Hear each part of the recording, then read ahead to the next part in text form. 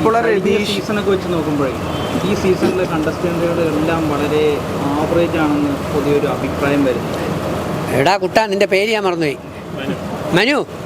ഏതാ നീയും അതിനകത്ത് കയറേണ്ടവനാണ് കേട്ടോ. ഇതൊക്കെ ചെയ്ത് മനുവിനെ ഞാൻ ഒരു ദിവസം ബിഗ് ബോസ് ഷോക്കകത്ത് കാണുന്നുണ്ട്. എല്ലാവരും സെലിബ്രിറ്റികൾ തന്നെ കയറിയ പിന്നെ അതിനെന്താ സുഖം? അതൊന്ന് ആലോചിച്ച് നോക്കുക. എല്ലാവരും കയറി സെലിബ്രിറ്റി, എല്ലാ മുൻനിര സിനിമാ നടന്മാർ, എല്ലാവരും സീരിയൽ നടന്മാർ. അപ്പോൾ പിന്നെ നമ്മൾ സാധാ ആൾക്കാർക്ക് വേണ്ടേ? ഇപ്പോൾ രാഷ്ട്രീയക്കാരെ കുറിച്ച് പറയുമ്പോൾ നിങ്ങൾ കണ്ടിട്ടില്ലേ, ഇപ്പോൾ ഇലക്ഷൻ വരുമ്പോൾ പഴയ കസേരയിൽ ഇരുന്ന ആൾക്കാർ തന്നെ വീണ്ടും ഫ്രെയിമിൽ അല്ലേ? പുതിയ ആൾക്കാർക്ക് അവസരം വേണ്ടേ? എപ്പോഴും ഈ MP ആയിട്ടും MLA ആയിട്ടും അപ്പോൾ ഞാൻ ഇരുന്ന് ചിന്തിക്കാറുണ്ട്, ഇവരെല്ലാം കഴിഞ്ഞ ജന്മം രാജാവായിട്ട് ജനിച്ചവരായിരിക്കും അല്ലേ? ജനനം തന്നെ പാർലമെൻറ്റിൽ ഇരിക്കാനും MLA കസേര ഇരിക്കാനും, ഇരുന്നവർ 3 വട്ടം 4 വട്ടം, ബാക്കിയുള്ള അണികൾ അടികൊള്ളാനും കൊടി പിടിക്കാനും അണികൾ അല്ലേ? ആരാ?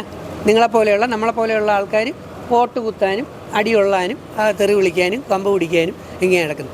പുതിയ തലമുറയിൽ ഒരുപാട് ആൾക്കാരുണ്ട്. അപ്പോൾ അവരെല്ലാം കയറി വരട്ടെ. അതുകൊണ്ട് ഇപ്പോഴത്തെ സെലക്ഷൻ തെറ്റാണെന്ന് എനിക്ക് തോന്നിയിട്ടില്ല.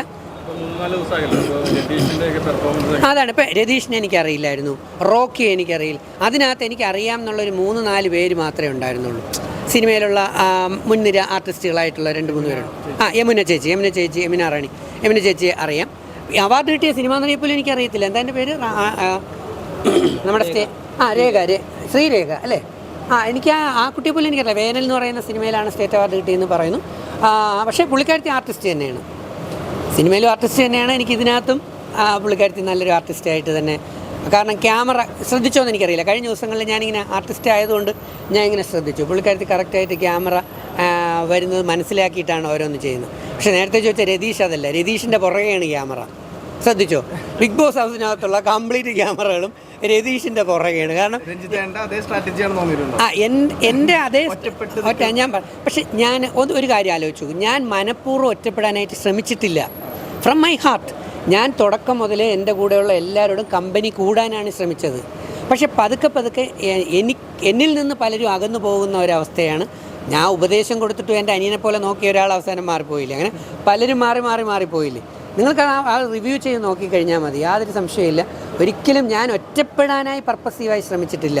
നോർമലി ഓട്ടോമാറ്റിക്കലി സാഹചര്യങ്ങൾ ഞാൻ ഒറ്റപ്പെട്ട അവസ്ഥയിലേക്ക് എത്തിച്ചേരുന്നു. ഞാൻ ഒറ്റയ്ക്ക് ജനിച്ച ആളാണ്. അതുകൊണ്ട് എനിക്ക് ഒറ്റ വെറുപ്പാണ്. എനിക്കെപ്പോഴും സംസാരിക്കണം, ആരെങ്കിലുമൊക്കെ വേണം. അത് കറക്റ്റായിട്ട് നോക്കിയാൽ മതി. ഇപ്പോൾ ആര്യ, എൻ്റെ കൂടെയുള്ള ആര്യ വന്ന് എന്നോടൊപ്പം സംസാരിച്ച് കുറേ കാര്യങ്ങൾ കേട്ടിട്ട് ആര്യ തന്നെ അതിൽ പറയുന്നുണ്ട്, ചേട്ടനോടൊപ്പം പോയി ഒന്ന് സംസാരിച്ച് കഴിഞ്ഞാൽ ചേട്ടൻ പറയുന്ന കാര്യങ്ങൾ വളരെ ശരിയാണ്, ഞാനും സപ്പോർട്ട് ചെയ്തിട്ടുണ്ടെന്ന്. അപ്പോൾ എനിക്കാണെങ്കിൽ എപ്പോഴും സംസാരിക്കാൻ ആൾ വേണം. ഞാൻ ഒരിക്കലും ഒറ്റപ്പെടാൻ ശ്രമിച്ചില്ല. പക്ഷേ ഇവിടെ രതീഷ് ആ നമ്പർ എടുക്കുന്നുണ്ട്, ഒരു തുറുപ്പ് എടുക്കുന്നുണ്ട്. എങ്ങനെ വെച്ചാൽ മനഃപൂർവ്വം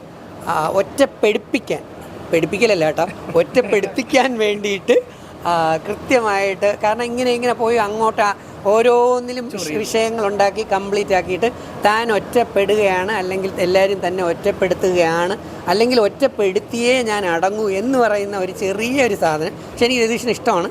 പക്ഷേ ഒരു ചെറിയൊരു സാധനം രതീഷ് എന്ത് ചെയ്യുന്നുണ്ട്, കൊണ്ടുവരുന്നുണ്ട്. ആയിട്ടില്ല. ഇനിയിപ്പോൾ കുറച്ച് കഴിയുമ്പം പുള്ളിയുടെ വായിന്ന് ചിലപ്പോൾ വീഴാം. ഞാൻ നമ്മുടെ ക്യാമറ എടുത്തു പോകും. ഞാൻ ഒറ്റപ്പെട്ടുകൊണ്ടാണ്, പിന്നെ എനിക്കൊരു നിവൃത്തിയില്ലാത്തതുകൊണ്ട് ഞാൻ എന്നിട്ടും ക്യാമറ നോക്കിയൊന്നും സംസാരിച്ചിട്ടില്ല. ഞാൻ ആത്മകഥം പോലെ പറഞ്ഞാണ് പോയത്. പക്ഷേ രതീഷ് താമസിയാതെ ഈ ആത്മകഥയിൽ എത്തിച്ചേരും. അതുകൊണ്ട് രതീഷ് ആത്മകഥയിലെത്തും.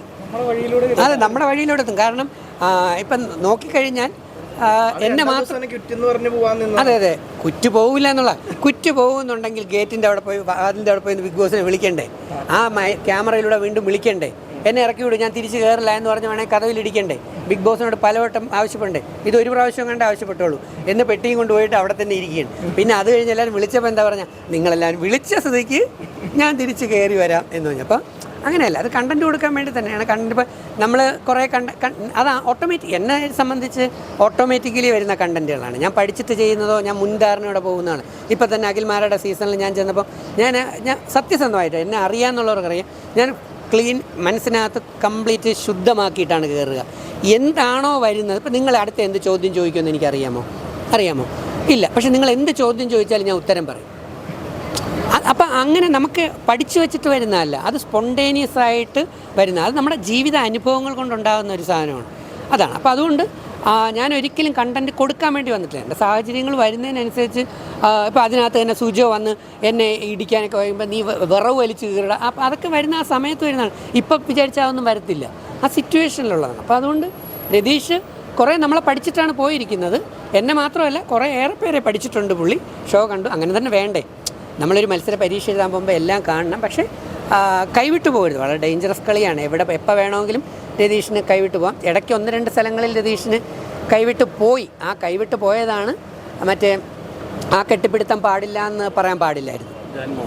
ജാൻമണി എൻ്റെ അടുത്ത സുഹൃത്താണ്. ഞങ്ങൾ ജാൻമണി ഞാനും കൂടെ കഴിഞ്ഞ ഇടവേള ബാബുച്ചേട്ടൻ്റെ കോഴിക്കോട് നടന്ന ഫാഷൻ ഷോയിൽ ഞങ്ങൾ രണ്ടും ഒരുമിച്ചായിരുന്നു ഗസ്റ്റായിട്ടിരുന്നത്. നല്ല വ്യക്തിത്വമാണ് ജാൻമണി. എൻ്റെ ഒരു സഹോദരി പോലെ തന്നെ ഭയങ്കര ഫ്രണ്ടാണ്. ഞങ്ങൾ നല്ല സുഹൃത്താണ് ജാൻമണി. പക്ഷേ ജാൻമണിയിലും ഒരു ചെറിയ പ്രശ്നമുണ്ട്. കാർത്തുപ്പൽ എന്ന് പറയുന്ന ഒരു എന്താ മറ്റേ ഒരു ആട്ടെന്ന് നമ്മൾ പറയില്ലേ, അല്ലേ, പബ്ലിക് പ്ലേസിൽ അല്ലെങ്കിൽ പബ്ലിക് സാധനത്തിൽ ആ ഒരു ആട്ട് ഒരു പക്ഷേ അതും ഒരു അല്പം നമുക്കൊരു സഭ്യമായ ഒരു സാധനം ഇല്ലേ, അല്ലേ, ആ ഒരു സഭ്യമായ അതിൽ നമ്മുടെ ശ്രീരേഖ എന്നല്ലേ കുട്ടിയുടെ പേര്, നടിയുടെ കാര്യം, അത് നല്ല സഭ്യമായിട്ടുള്ള കാര്യത്തിലാണ് കാര്യം ചെയ്തു പോകുന്നത്. അപ്പം നമ്മളൊരു പൊതുവേദിയിൽ പബ്ലിക് പ്ലാറ്റ്ഫോമാണ്. പബ്ലിക് പ്ലാറ്റ്ഫോം നമ്മൾ പറയുമ്പോൾ അതുപോലെ തന്നെ പച്ചത്തെറി വരുന്നുണ്ട് സാധനം ചിലയിടത്തു നിന്നൊക്കെ, മായും കായും, അതാണ് പച്ചത്തെറി. അപ്പം നമ്മൾ കുട്ടികളൊക്കെ കാണുന്നത് കൊണ്ട്, ചെറിയ കുട്ടികളും കാണുന്നതുകൊണ്ട് നമ്മൾ അത് കൃത്യമായിട്ട് നമ്മൾ സ്വയം നമ്മളെ എന്ത് ചെയ്യുക, ഒന്ന് എഡിറ്റ് ചെയ്ത് വിടുന്നതായിരിക്കും കുറച്ച് നല്ലതെന്ന് തോന്നുന്നു. എഡിറ്റിംഗ് അവർ കംപ്ലീറ്റ് എഡിറ്റിംഗ് വരത്തില്ല, എന്നാലും പച്ചത്തെറിയും മുണ്ടുപൊക്കി കാണിക്കലോ കാണിച്ചു കഴിഞ്ഞാൽ ഫുള്ള് കാണിക്കാൻ പറ്റത്തില്ലല്ലോ.